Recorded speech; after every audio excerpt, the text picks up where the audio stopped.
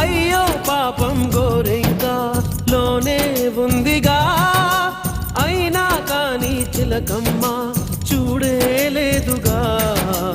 ఆసే నీరై కన్నీరై ఏరై పారినా, ఆరాధించే గుండెల్లో ప్రేమే మారునా.